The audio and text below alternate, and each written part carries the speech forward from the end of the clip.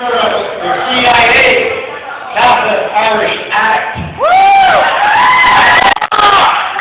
I said this last year, but holy schmoly, did you ever have a feeling that everybody was just staring at you? That's my paranoia. I got a couple of few jokes that I've always known and always said back in the day, but there was these two brothers one time that lived way out, and one guy actually lived in the city, and the other guy lived in the country, at a farm, and they had this huge fire that happened, and they went there and they wrecked the farm, the house, the whole 9 yards. So he called up his brother who lived in the city a little bit, and he said, hey listen, you gotta come up and see what the insurance paid off. They bought a new farm, new barn, they bought me all new animals, the whole bit.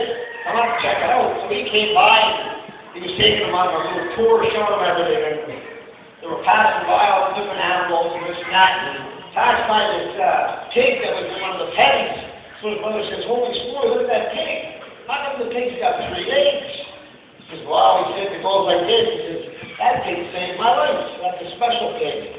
What happened was the fire started, it crept up to the house, and this pig actually nudged the gate of his little pen, and he opened the door, and he climbed up the stairs, and he pulled on my pajamas when I was in bed, and woke me up to the fire, and I escaped.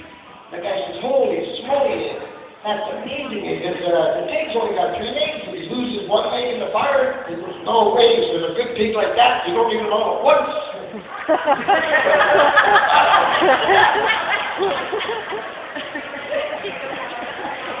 Just down the road, there's another farm. Sort of 2 farm jokes in a row here. And his father and his son were driving down the highway one day, and they seen this chicken running about 90 miles an hour. And the father said to the son, holy smoly, look at that. And he seen this chicken go right by him. And then the chicken beelined to the right, went into the farmyard. So the father and the son said, holy smoly, we're going to check this out. So they drove in, and they drove into this farm area, and this guy came out with his hand in his britches, and he said, yes, can I help you lads? And the father said, well, me and my son were driving down the street, and holy smoly, we were doing about 90, and we seen this chicken run right by us, and the beelined right into your farmyard. He says, I raised them there chickens. He says, those are the 3-legged chickens I raised.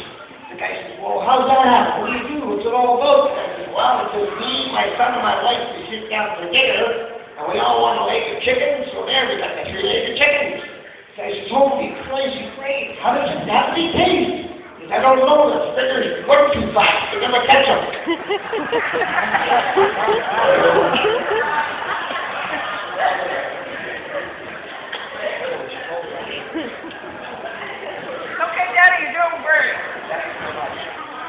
One day this guy just woke up and he did a big yawn, he got out of bed and he looked out his window in the backyard, and in this tree was this huge gorilla.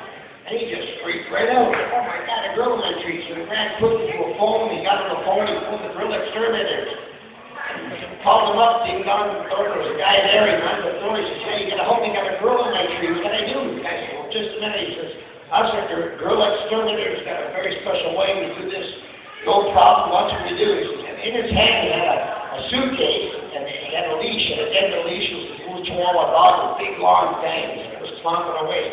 And in the suitcase, he only got up, and he says, now what we do, he says, we got this extra long slingshot. We're going to put it in front. He has a slingshot, a gun, a pair of handcuffs, and a net. He says, all we're going to do is put one end of the slingshot from one tree to the other in front of the tree where the gorilla is. You're going to pull me back about 50 feet, clean, I'm going to go through the air, knock the gorilla out of the tree. The gorilla's going to hit the ground. This dog here is trained to bite the private parts of the gorilla. He'll run up, chomp really hard. The gorilla will throw his arms up in the air in pain. We'll hands up and we'll take him away. The guy says, great. He says, holy smoly. He says, but let me ask you a question. Why the gun? He goes, the gun is in case I go to the tree before the gorilla shoots the friggin' dog.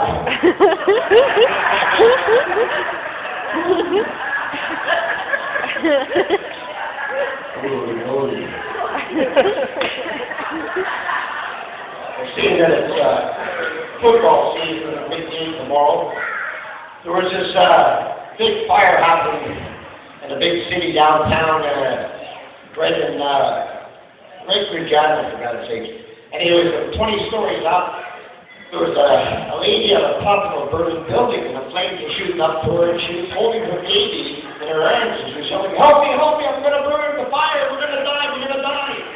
So everybody was freaking out, and the fire trucks all came, the ambulance, the police cars, people were all standing up, a big crowd of people, and everybody didn't know what to do, and some guy yelled over, hey, there's Big Joe Smythe, he's the best pass receiver for the football team. They go, hey, Joe Smythe, come look out here. The lady's still screaming, help me, my baby, we're going to burn, we're going to burn. He looked up and he said, lady, throw the baby down. Now the crowd went into it, they're going, throw the baby, throw the baby. She goes, no way, you're going to miss, it's going to burn, it's going to burn. I'm going to burn, help me. He goes, throw the baby, I'm the best pass receiver in town. And they're going, throw the baby, throw it. She goes, okay there. She throws the baby and it's coming down there and it goes over this way, he runs that way. And the wind takes it back this way, so he runs back that way. And then it goes up this way. He grabs it right before he hits the ground. He grabs it, the crowd cheers and all right.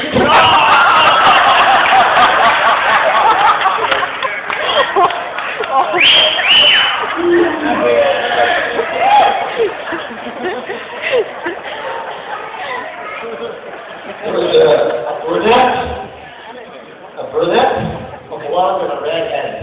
And they all got in trouble with the law in this really crazy little country where they just kill people right off the hop.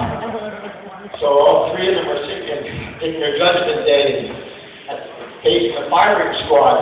That's how they were going to die for what they done.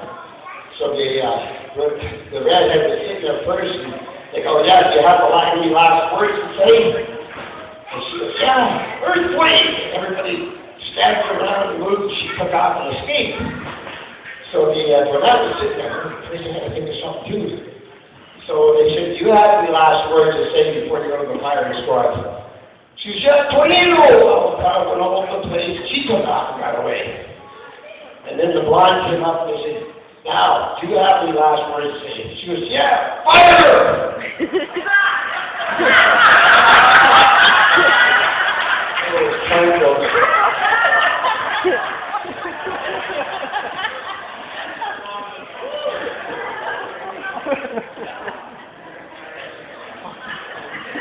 I think I told this joke last year, but I'll say it again when I help.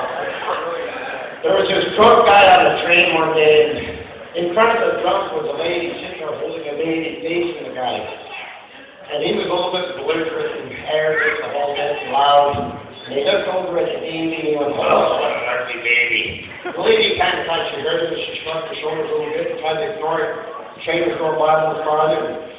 He said it was louder. He said, oh, what an ugly goddamn baby. She freaked right out and she pulled the emergency cord to the train, and the train come to a screeching stall. The conductors all come running to see what the problem was. They seen the baby crying, the lady crying, and they seen this drunk on the train. So she yelled out and pointed at her. She said, that man is choking me. He hurt my feelings. So the conductor said, you know, we don't want a problem here on the train, man. We see this gentleman here is drunk. We'll make sure we escort him off the train right now where we are. We'll get you the finest meal and egg dining carry you want on the train, and I'll even see if I can get a couple bananas for your monkey there.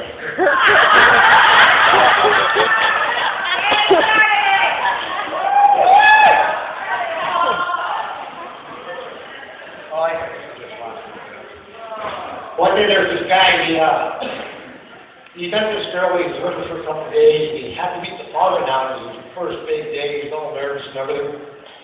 And typical teenagers. Anyways, he went over to the house and went in to meet the father. He was sitting down on the couch, and beside him on the floor was this big dog, Duke the dog.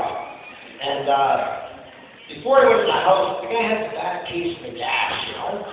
Starting all day long, holy moly, I hope I get away with this, you know. So he's sitting down, and all of a sudden he has to laugh like, oh. He's a little bit, and fought on the shoulders, the dog goes, Duke. So the guy thinks, oh, great, he thinks it's a dog. So a few minutes goes by, and lets another one go really loud, eh? And the guy looks at the dog. Oh, no, let's over the dog. Dude, slow down, goddammit, you know? And then a few minutes goes by again, and all of a sudden the guy has to have another little fart there, so let's do it again. Then the father says, Jesus Christ, Duke, get moving before that kid shits all over you.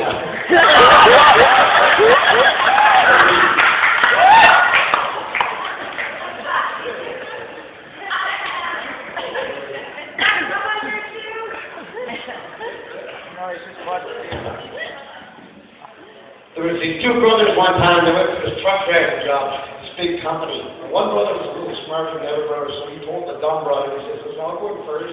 Any questions they ask, I'll come out with the answers. I will both get the job. He said, Joe, too.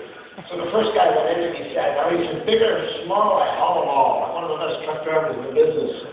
So the guy goes, okay, I'd like to ask you a couple of skill testing questions first of all. He says, you're going on the right side of the highway at about 100 miles an hour, and your air brakes was to fail on you, and your right eye was to fail. What would you be? The guy said, well, I'd be partially blind. He was right. He goes, second question, if you're going on the other side of the highway at the same miles an hour, your air brakes were to fail, and your other eye was to fail on you, then what would you be? The guy says, well, I'd be totally blind. It was very good telling your brother. So he goes up to his brother on the way out, he says, okay, partially blind, totally blind. He goes, okay. So he goes, hey, you're small on me. I've been one of the best truck drivers in the business. He goes, great. He goes, I'd like to ask you a couple of skill testing questions. He goes, go ahead, shoot.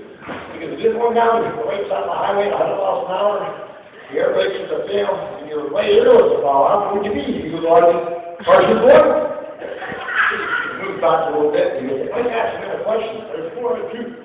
If you're going on the other side of the highway at 100 miles an hour, and your other ear was to fall out, then what would you be? He goes, well, I'm totally blind. Oh, what do you mean you're totally blind if both your ears fall out? He goes, well, if both my ears fall out, then what fucking happened fall over my eyes?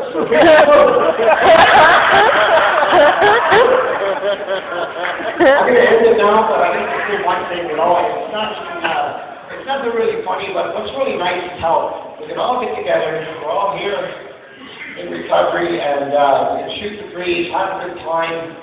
You know, everybody's going to wake up tomorrow and knows what the hell happened, and, you know, and we all remember, well, except for me, each other's names. And, you know, someone once observed, and I read this the way it said it, and someone once observed, there's three types of people in this world.